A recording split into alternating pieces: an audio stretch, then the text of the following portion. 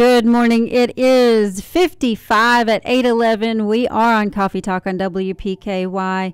We are joined this morning by District 4 Magistrate Jeff Sims. We're going to get right into it. He tells me that we've got a lot to cover this morning, but he also says there's an exclusive coming up. So I'm excited to hear what that breaking news story is. Good morning, Jeff. Good morning. How are you this morning? I'm doing great. How about you? I'm doing great. I appreciate you coming in. This was a last minute kind of thing for us, and I really greatly appreciate you coming in for us this morning. Worked out perfectly. I'm glad to be here. So tell us what's going on. Everybody has been able to watch our page and get our updates hopefully on Facebook. We're at 10 likes away from 1,000. So that's our little goal. So if I've invited you or somebody's invited you to like the Caldwell County Government Information page, please do so. It's just a great way for us to communicate things that are going on, things that are happening in real time, emergency items, so on and so forth. And if you've been following it, hopefully you've gotten some good information out of it, and we'll continue to be publishing that content. So first this morning, I want to start off with some news from the physical court. Of course, physical court is tomorrow, our next meeting, at 9 a.m. at the second floor of the courthouse. We'd encourage all citizens to attend. Also, the job fair is coming up Wednesday, and it's from 9 to 1 at City Hall, the 27th at the Princeton Tourism Center. That's downtown across the street from Newsom's, 206 East Market Street. We're going to have the confirmed employers there are B&B Trucking, CDL information from Hopkinsville Community College, and that's an area right now, Misty, we talk about the availability of jobs and needs, and I mean CDL trucking is just exploding across the country. I mean, there is such a need for drivers, even here locally. So that is going to be a huge opportunity for some folks. DHL and XL just across the county line down on the left there in Lyon County is going to be there. Henry and Henry Monuments, Hydro Gear here in Princeton, Par 4 Plastics out of Marion, and plastic injection motor over there. Ryder Transportation that does the logistics for Treehouse Foods. Treehouse Foods will be there. Vulcan Materials, they're all over, but the biggest one's the quarry down at Lake City, I believe. And then WCA Waste here in town. That's our transfer station and our current waste hauler. So that takes me to a little bit about the breaking news. So the breaking news is that, WCA Waste, it's the 8th largest waste hauler in the United States. They're a huge company, well-funded, well-respected in the markets that they serve. They bought out Freedom Waste here in Princeton. Freedom Waste was kind of a locally owned, regionally owned waste hauler. So that transition has been, it's had some difficulty. The equipment is older. It's not as reliable as you would hope. And, in being in county government, I've heard a lot about the waste hauling service at the city level and the county. So several weeks ago, I was approached about helping them out. So as of last Monday, I joined on a part-time basis the Freedom Waste, now WCA team. So what I'm going to be doing in my main role is just to be engaging with the customer base and working with the current customers for problems that they have, some history of the problems that they have, and then working as a local go-between with the management team to help facilitate better service. I will tell you that they have 4 new trucks coming, brand new residential side loads, and then they're going to be working on commercial front load service as well. So I know that right now, I rode on trucks last week, and the mechanical problems, it was a tough week. That affects morale, that affects the drivers, that affects their ability to pick the trash up. This week I'm going to be focusing on being out with customers, and I want to hear from you. I want to hear I don't want to say complaints, but I want to hear your opportunities. And, the thing that I'll tell you is that please keep in mind when you're talking, we realize that you pay for this service and it's an important service and people are passionate about it.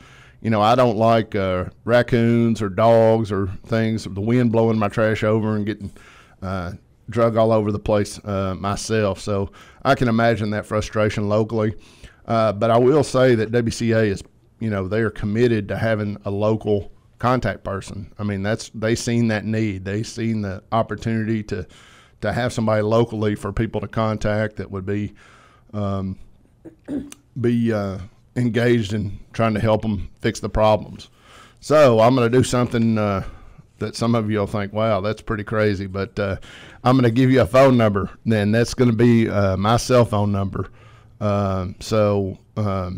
That is going to be 270-963-1968. Now, I only have one rule about calling that number: no cussing. I've gotten too old to take many cussings. I mean, I understand people are frustrated about things, and life will throw that at you sometime. But so breathe and count to 10. Breathe and count to 10, and give me a call, and I'm going to try to help you get resolution on it. With some of the issues that they're facing right now, service is gonna take. This is not a snap your finger thing, but WCA is committed to that transition. And the big driver for me was seeing what a need that was locally, and through the magistrate role and having contact from citizens both in the city and the county, it was a natural fit. Now, a thing I had to check on regarding that was to make sure I wasn't getting in conflict of interest and other things like that, serving on the fiscal court. So if you'll notice last week when there was discussion about the WCA upcoming contract with the county, that I recused myself from that discussion, and I'll recuse myself from voting or the contract altogether. Like I said, my role is through WCA is to give the people of Princeton and Caldwell County a contact and a voice to be able to communicate and route traffic to get their needs met better. I thought that was not because it's me, but I thought that was a great opportunity for both WCA and for the citizens of Caldwell County and surrounding areas. They also are going to service Cadiz, Crittenden County, Lyon County. I mean, they're a big company, and they have the resources. No, we've got them in Graves County as well. You do. They're they service very, Mayfield. Mm-hmm. I think it's a good opportunity, and I think that people will see an improvement in the short term, in short order. But it's just going to take a little bit of time to get the new trucks, to get things built back up a little bit. Jeff, you may not be the guy to ask about this, but I'm going to switch subjects just a little bit, but stay on topic. I saw a Facebook post about one of the parks recently. One of the citizens had gone and cleaned up the park some. There was a lot of trash there, and it was not necessarily WCA waste neglect as much as it was just, and honestly what it boils down to is citizen neglect, people just throwing their trash on the ground. But at any rate, is there something going on there? Is there something, I'm so glad you brought that up. Also, before I leave the topic and I forget, I want to give you an email address that you can email me at WCA as well. It's JSIMMS@WCAMERICA.com. And that is my email address. So if you don't want to call and you want to email me, that email comes to my phone, and then I can forward that. If your concern is rather lengthy and you want to put it down on paper, or if you've had a past occurrence in the last several months that you want to inform me about and that I can pass up to the WCA management, just please shoot me an email. I can't do anything about fixing what's happened or problems that we've had in the past as far as right now, but this is a move toward the future and improving. My goal is to help the citizens of Caldwell County, and when there's problems that arise, we want to address them. So this is just a natural extension of what I do every day. So to go back to your question, and this is super important that I bring up for the citizenship of Caldwell County, because it's your tax dollars at work. And that is that we have we've gotten to epidemic proportions of littering, especially in the county.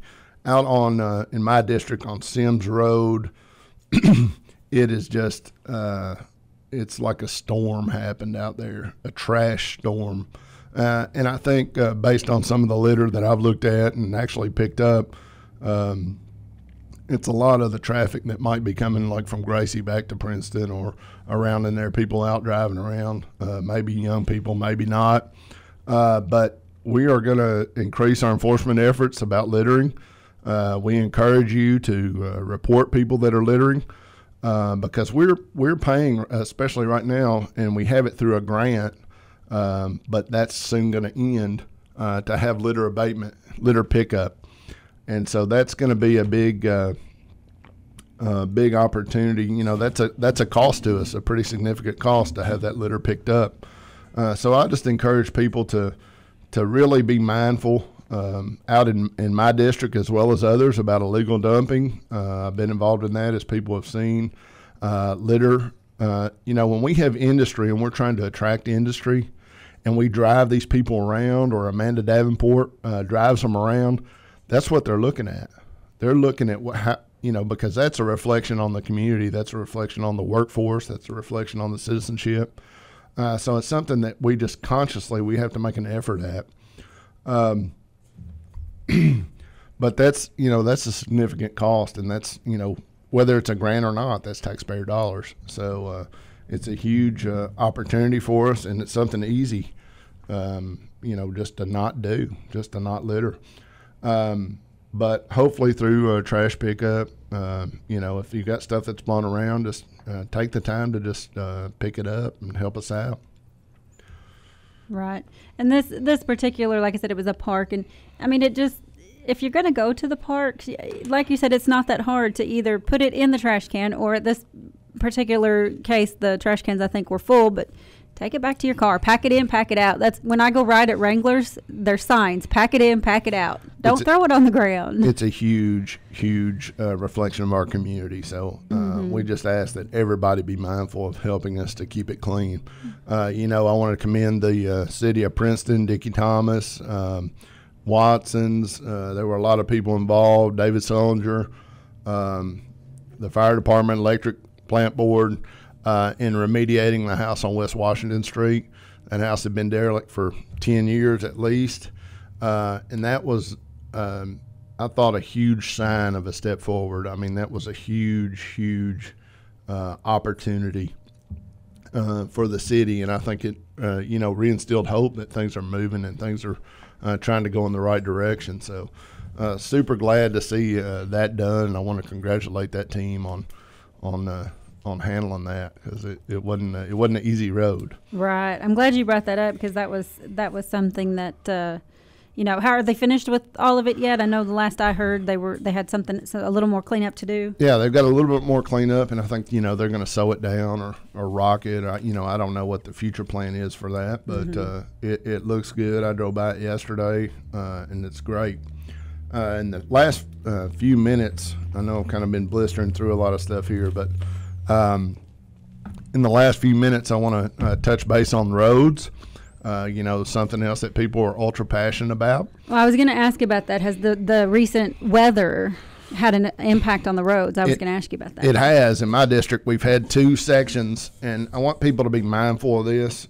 Usually I'll make a little video about this, but out on D.R. Adams Road, it's in my district, and it's a very seldom used road, but it's where we had a dump site at one time, and I just drove out to follow up on that about 2 weeks ago. And after the massive rains, and at the surface there was a bowling, about a basketball size hole at the top of the road, and underneath the water had caverned out a section 2 feet deep by 2 feet wide by 6 feet, 6.5 feet long. Yikes. So just use caution around those culverts and drain areas. If you see that, don't think it's, it might not be a pothole. Right. It might be. It might be the water is eroded underneath. So just from a safety standpoint, get out, take a look at it, or just call into dispatch or the courthouse and let us know. Because as you can imagine, when rain comes like that, we have culverts, thousands of them. We just can't drive it all in one day.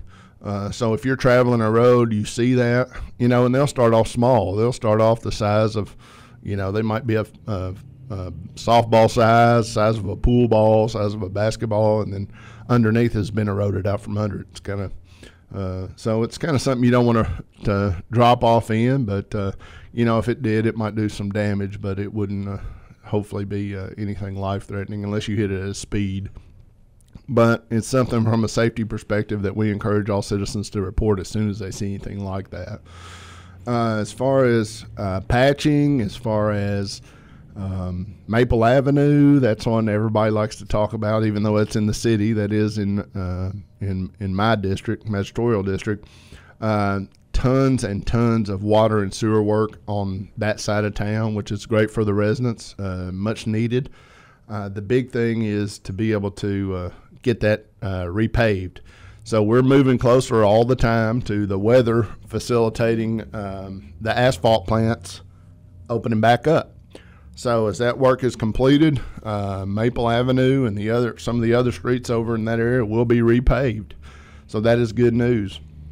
I want to commend the water department in the city for James Noel and his team for the coordination and the work that they've been doing with the contractors and the communication that's gone on around that project. We know it's frustrating, but those people need clean, reliable water and sewer service, and it's just the nature of the beast. When you go to replacing those lines and making those improvements, we got to ride along some rough road for a little bit of time, but people have been patient overall with that. So we appreciate that greatly. So a lot of positive things going on. The job fair is great. We had our first meeting with Caldwell County, Fredonia City government, and Princeton City government last month, or early this month. And that was an amazing event, amazing opportunity.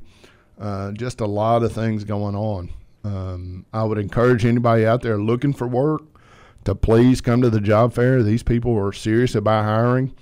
It's a huge endeavor to attract new industry if you can't fill the industry you have's positions. I think the last time I checked, Treehouse had 38 positions open. Advanced teams are looking, industry teams go out and they scout these communities. It's a lot more than just saying, hey, I want a new Toyota plan, or I want Amazon, or I want, there's any time that an inquiry is made, or our natural place amongst the highway system, federal highway system, makes us attractive. But if they come in, they look at several things. They look at housing. They look at housing availability. They look at unemployment rates. They look at workforce development metrics as far as people's training, their ability, their availability, the wage of the area. There's just so the tax structure. There's so many factors, but a huge one is that workforce availability. And if you have open jobs, if they go to Treehouse's website like I did and they see there's 38 jobs open, they're like, we can't put a factory there because we can't staff it. Mm-hmm. So it's a huge, I just want to encourage people that, when you say Princeton needs industry, to be fair, Princeton has industry. It has one of the biggest cookie and cracker plants in the United States. As far as tonnage output, it also employs about 530 people. And then it has 2 trucking entities that employ 50 to 100 just off that. And then regionally, there are things like Seymour Milling in Hopkinsville that mill the flour, and other suppliers. It's just a huge tentacled operation. So, I want just to people to be cautious when they say that we need industry, because we absolutely do. But for us to attract new industry, we have to use the model that we have to take care of the ones we have. So that's why we're reaching out and hosting job fairs and trying to participate and being in contact with the local leaders of these industries, Ken Allen, Terry Milton at Treehouse. And then I know Coda Young has been in contact with at great length with the Hydrogear plant manager. So we're really trying to support the businesses that we have. Hydrogear, you know, they've recently expanded.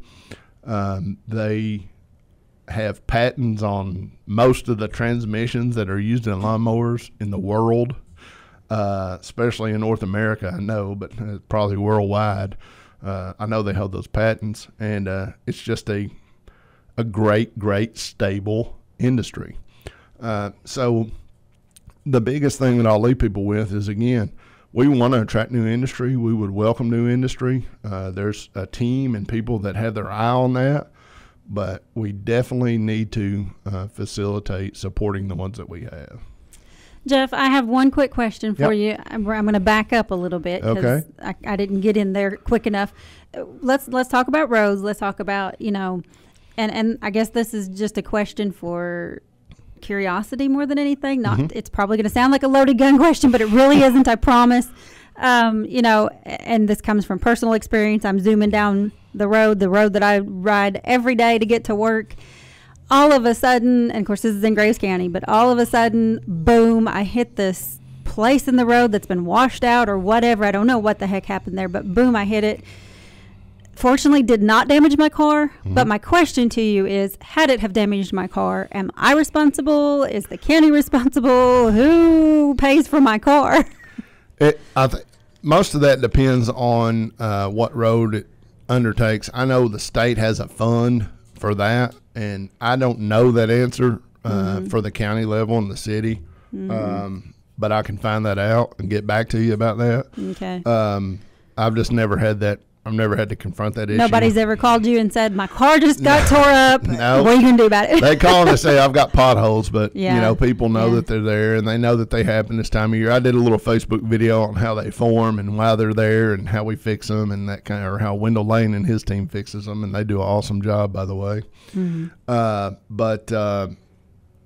Yeah, that's something that I you know, have to wait till I'll you just get the tell phone you, call to find out. I don't know. Find out for me, Justin. But I can call Graves County and say, look, you got to fix my car now. Yeah, I'm not sure how the insurance works on that. Yeah. And all that stuff, okay. But I didn't know if that was something that, you know, for future reference. Hopefully it will never happen. But I was really concerned after that. I was like, oh, my goodness. We try to get on. We try to get on them and patch them as fast as they can. And I know people seen the state putting coal mix on the big one here on Main Street in Princeton, and you know, that coal mix is just a temporary deal. It's just it doesn't have the components in it to make it last. And so I think it was like 3 days later it was blown out again. So it's just something if you know there's potholes around, just use caution until we can get the weather to cooperate with us. That's the thing. I had no idea this one was there. It just zoom and bang and especially when you've got heavy rains, you know, that masks them. You can't really see them as well. So on those days when you know there's an area that might be prone to them, and there are certain areas that are just based on the freeze and thaw cycle and the water and how they're there or not. The last thing I guess I'll touch on is Caldwell County is going into its budget cycle. So we're going to be talking about budgeting for our departments. We have a bunch of great departments, a bunch of great leaders for those departments. You know, our sheriff's office, the jail, road department, recycling, solid waste, the animal shelter. So we've got a lot of areas to look at. You know, the state, everybody is aware of the pension crisis. So that is definitely going to play a role because that's a trickle-down entity. You know, we are a function of that government as far as a lot of our funding mechanisms. So, you know, that's something that we're going to have to see how it shakes out and just do the best we can. You know, it's just going to be some lean times. So we have to think about things a different way. Right. Jeff, I appreciate you coming Great. in this Great morning. being Thank here. you so much for joining us. We will have to have you back sooner when our list is more doable and you Yep. don't feel like you have to rush through things. Yeah. But I appreciate you covering it all. I do. No problem. I sounded like a machine gun. I hope people caught that, but I guess it'll be online. So if Yes. you missed it, you can take a look and Absolutely. or give me a call. And I think my recorder worked, so it should be on the, yep, it worked, so it should be on YouTube. So we've got it All streamed, right. and then we'll have the story. I'm sure Audrey will do a good story on it later on, and it'll be available on our Facebook page. Numbers to call. Numbers to call, WCA related, 270-963-1968. I want to hear from you. I want to hear service issues that you've had. I want to hear feedback, on how we can address anything that's happened that you're unhappy with as a customer at WCA. And I want people to understand that this is an opportunity for us to better the service for our community and our county and our city. And I think WCA is committed to that. And I think that, I'm certainly committed to that. So that's why you got a cell phone number. If you have service interruptions, if you have problems and you've called the local local transfer station and you don't have resolution or you're not happy, give me a shout and we'll see if we can get that worked out for you. All right. Thank you so much. Jeff Sims, Magistrate for District 4. Give him a call if you need him.